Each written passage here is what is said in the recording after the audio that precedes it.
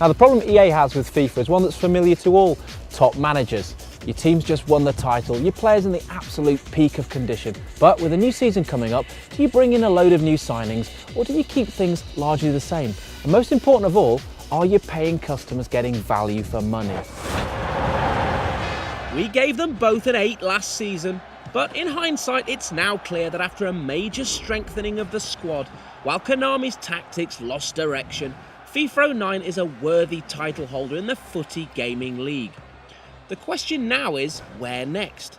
At the Emirates Stadium on a sunny afternoon in April, we're about to find out earlier than ever before, with a full hands-on with FIFA 10 before the game's even 50% complete.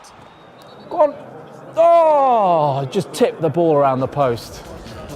Adding gravitas to the occasion, EA Sports Supremo Peter Moore kicks off with a chairman-like update on his club's ambitions for the coming season.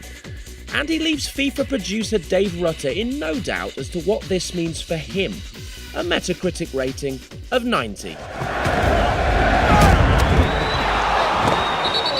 I want 90. Yeah, I mean it's a challenge, and as I said in the presentation, it's not easy with sports games, you know, to continue to raise the bar every single year. And it's half tongue-in-cheek because I know how difficult it is. FIFA 09 has been spectacular, and you know they've got a high bar for FIFA 10. So yeah, I mean Rudder's got some work to do, but yeah, I'd like a 90 this year. So, how do you feel about that, Dave? We're doing everything in our power to do everything that matters, we think anyway, to the fans of the game, and hopefully what matters to the fans of the game will be reflected in our review scores from gentlemen such as yourself. Rutter admits that the team is split 70% on refinement, 30% on innovation. But are we really going to see enough new content? I don't think there's a danger of us not being able to find enough to do. As I say, things like making sure the kind of goalkeeper's behaving naturally and just catching the ball, a simple catch, and making it look good is one aspect of it. I think making sure that players are able to take the ball control properly, trapping easier rather than earlier. There's a lot of work required to make sure that it's fair, that it's believable.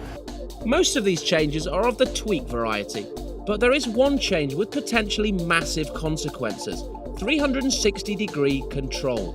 It's going to totally change the way that you play the game, because you're going to be able to move to any area of the pitch whenever you want just by literally pushing yourself there, rather than having to take multiple angles to get there, and that really changes the way the game plays.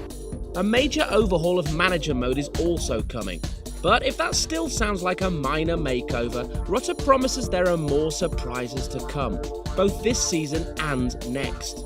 I think it's indicative of there are bigger changes afoot for 10 that we haven't told you about yet.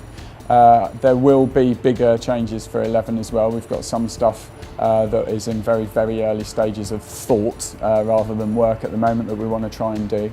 But certainly for FIFA 10 there's still a lot more to come out yet. But is all this enough for it to be worth another 40 quid of your money?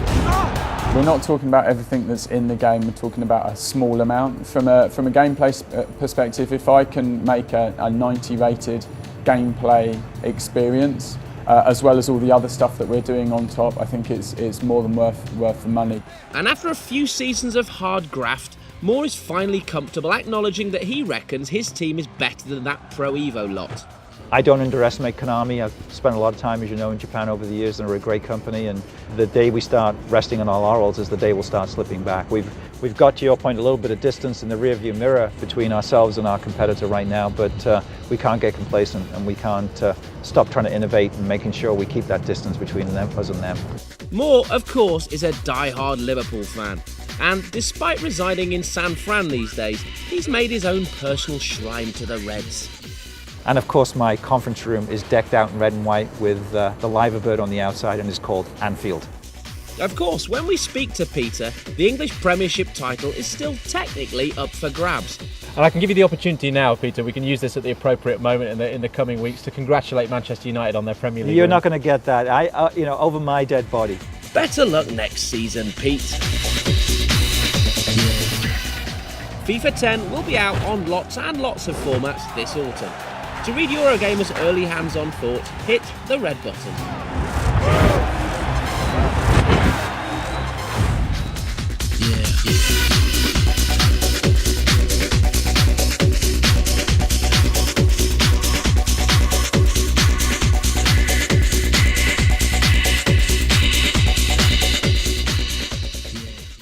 half an hour with Minkley? Jeez. Thought you were going to say like 15. Women pay a fortune for that privilege. I No guess idea. they would. You have no Yeah, well, idea. that's 27 minutes of that is wasted.